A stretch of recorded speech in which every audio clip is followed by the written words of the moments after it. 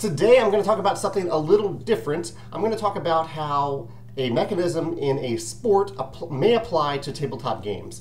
And that sport is actually golf, a game that I do not play, but I happen to have golf clubs. And the mechanism I'm going to talk about is specifically in regards to a golf variant called Captain's Choice. This is where you have a team of usually 3 or 4 people, and you're competing against all the other teams.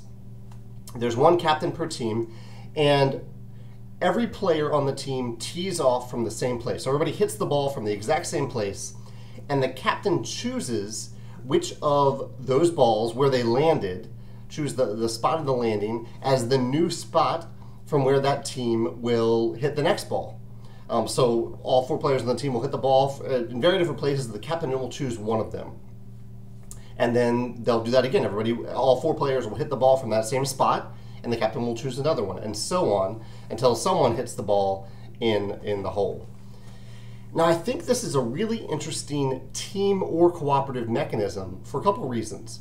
And there are a couple of reasons why I think it works. I think it's interesting because everyone's involved on every play. There is someone who is making the most important decision, that's the captain, but every player is involved in that decision in some way through some combination of luck and skill. Even the best golfer in the world can't always hit the ball to the same exact spot, so there is some luck involved, but mostly skill.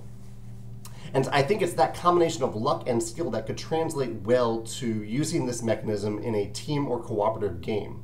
Because if you had a player, if it was only skill, and you had a player who was just way better than all the other players, then the captain will usually, almost always, choose that player. And eventually I think the other players would not feel as engaged, even though they're doing the thing that that player is doing, whether it's a dexterity thing of throwing something, or a dice rolling thing, or any type of skill, actually not dice rolling, any skill driven decision.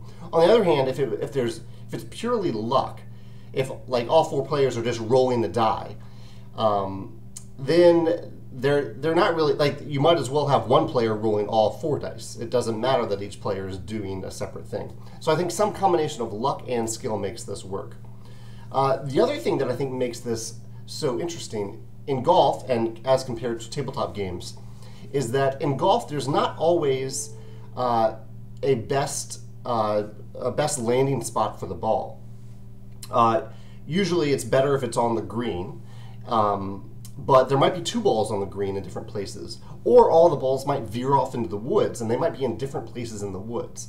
So the captain is still left with an interesting decision of which ball do I choose.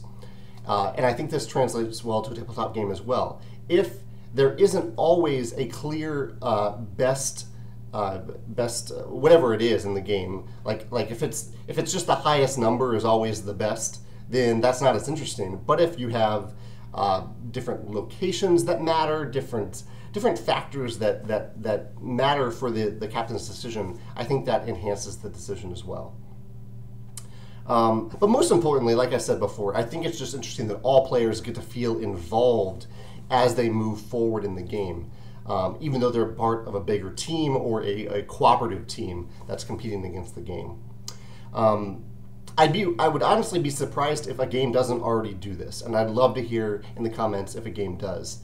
But if you also have a favorite mechanism in golf that you would like to mention in the comments as it relates to tabletop games, I'd love to hear about that as well.